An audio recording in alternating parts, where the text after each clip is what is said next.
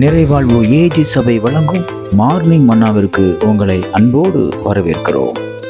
கர்த்தருடைய பரிசுத்த நாமம் மகிமைப்படுவதாக. இந்த நாளிலே உங்களை சந்திப்பதிலே மிகுந்த சந்தோஷம். எனக்கு அன்பான தேர்வு பிள்ளைகளே, அநேக சத்துருக்கள் உங்களுக்கு விரோதமான அநேக காரியங்களை செய்தது நிமித்தமா அநேக ஆசீர்வாதங்கள் தடைப்பட்டிருக்கலாம். நீங்க செய்யற எல்லா காரியத்திலையும் அவங்க தடையை ஏற்படுத்தலாம். ஆனால் இன்றைக்கு கர்த்தர் உங்களோட என்ன பேசுகிறார் தெரியுமா? ஆதியாகமத்தின் புஸ்தகம் 26ஆம் அதிகாரம் 28வது வசனம் இப்படியாக சொல்லுகிறது, நிச்சயமாய் கர்த்தர் உம்மோடே கூட இருக்கிறார் என்று கண்டோம். என்ன சம்பவம் இது? ஈசாக்கு தகப்பனார் வெட்டின துறவை எல்லாம் திரும்ப தோண்டுகிறார். தோண்டும் பொழுது பகைவர்கள் என்ன செய்யறாங்கன்னா அதை மூடி போட்டுறாங்க. மூடி போட்ட உடனே திரும்பவும் அந்த ஈசாக்கு என்ன செய்யறார் என்றால், திரும்பவும் துறவை தோண்டுகிறார்.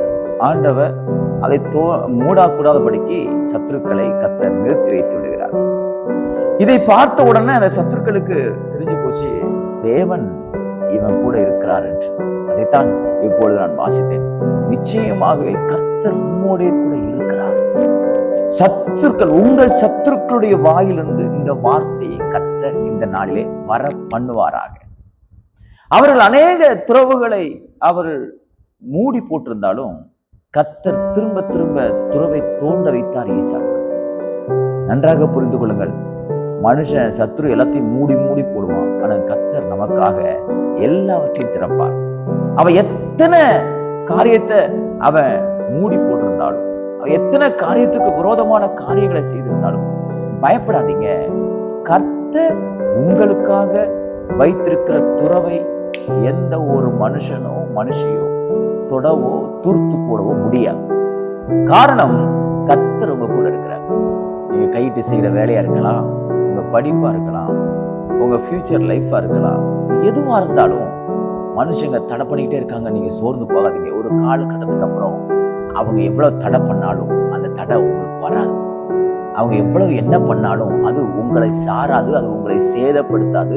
ஏனென்றால் தேவன் உங்களுக்கென்று வைத்திருக்கிற ஆசீர்வாதம் நிச்சயமாய் கிடைக்கும். காரணம், கர்த்தர் உங்களோட கூட இருக்கிறார். அதுக்கப்புறமா சத்துருடைய வாய் என்ன சொல்ல தெரியுமா? இதுக்கு மேலே இவன்கிட்ட ஒண்ணுமே செய்ய முடியாது சொல்லி உங்களோடு கூட சமரசமாகி உங்களோடு கூட எல்லா குற்றங்களையும் ஒப்புக்கொண்டு மன்னிப்பு கேட்பார்கள். உங்களை குறித்து ஒரு பயம் அவர்களை பிடிக்கும். விசுவாசிக்கிறீங்களா? இதுவரைக்கும் நீங்க சத்துருக்களுக்கு பயந்துட்டு இருந்தீங்க. இந்த நாள் சத்துருக்கள் உங்களை பார்த்து பயப்படுகிற நாளாய், உங்களுடைய ஆசீர்வாதத்துக்கு விரோதமாய் போராடின அந்த போராட்டங்களுக்கு இன்னைக்கு ஒரு புல் ஸ்டாப், ஒரு முற்றுப்புள்ளியை கர்த்தர் வைத்து ஒரு புதிய ஆரம்பத்தையும், ஒரு புதிய சந்தோஷத்தையும், ஒரு புதிய செழிப்பையும் கர்த்தர் உங்களுக்கு தருவாராக. இந்த நாள் சத்துருக்களுடைய வாயிலிருந்து புகழ்ச்சியை ஏற்படுத்துகிற நாளாக தேவன் மாற்றி கொடுப்பாராக. God bless you.